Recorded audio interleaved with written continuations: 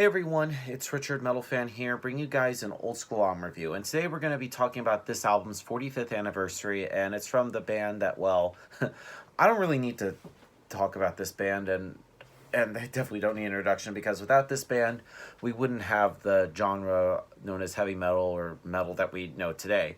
And as conceivable of the title, today we're going to be talking about Technical Ecstasy by Black Sabbath, the band's seventh full-length album released on September 25th, 1976 through Vertigo Records.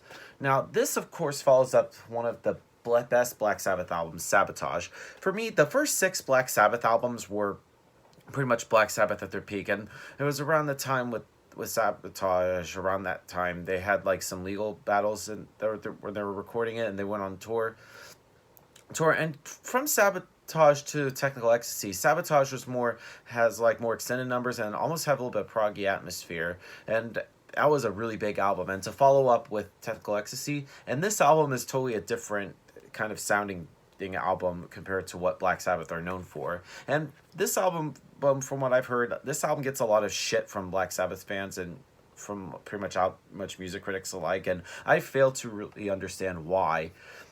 And I think it's a pretty good album. It's definitely different. For one thing, the first thing is to note is that I believe it's the first time they've actually incorporated like keyboards and like synths and stuff. And I think it's pretty interesting. It kind of like adds like a different layer, different dimension for the band. And there's also some songs that kind of have a little bit more slower and kind of ballady stuff. And a lot of people don't really like that. I mean, I think it's okay, but this album, it's a good album, don't get me wrong, but I think there's some things that could have been done a lot better. But yeah, let's just dive right into it. Ozzy Osbourne sounds pretty great as always, especially in the 70s. I keep saying especially a lot.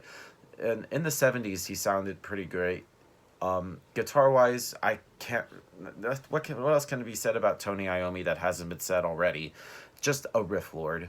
The bass on this album is pretty audible. You could definitely hear Geezer Butler, and drumming wise, Bill Ward keeps a pretty solid beat. So without further ado, let's dive into this album track by track. Now, starting things off is Backstreet Kids. Now, this is just kind of sounds like the familiar sound that everybody knows of when it comes to Black Sabbath, and this is not really like the sound of the whole. It pretty much, I think, is a great album opener. It's a really good rocker, and it has some really great instrumentation. But lyrically, it's not particularly good, but it has anything to do with Sabbath. And it's pretty much all about the emotion and not the lyrics. But I think overall, this Backstreet Kids is a great song. It has really great variation within like the instrumentation of the instrumentals. Next up, we get to You Won't Change Me. Now, this is a pretty tough song, to be quite honest. If you're like a fan of like old school progressive rock like Yes or Pink Floyd or Genesis, then this would pretty much be kind of like up your alley. But it's understandable that like somewhat a lot of like the Black Sabbath fans were like annoyed about this. It's like the departure from the doomy kind of heavy metal sound that they were known for to more of an kind of like atmospheric progressive rock. And this track is very synth driven, but it's a slow burner, but all in all, it's a good song. Next up we get to It's All Right. Now, this is a ballad by Black Sabbath. It's very slow and very slight sentimental, and this is a very interesting song because Ozzy doesn't sing on this song. It said it's sung by drummer Bill Ward, and he has a really great drum beat, and it's interesting here, first time you ever hear him do vocals and at this point, and he's a pretty good singer. And I just think, like, again, this song is very progressive, but I couldn't imagine the album without it. But I like, especially like near the end, it gets really heavy with more guitars and bass and the drum influence, but overall a great song.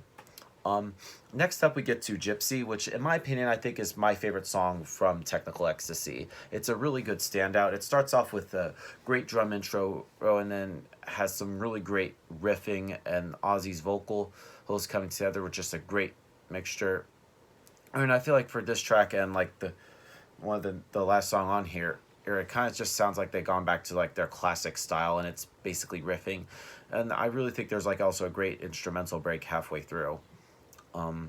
And then we move on to the next song on the album, which is called All Moving Parts Stand Still.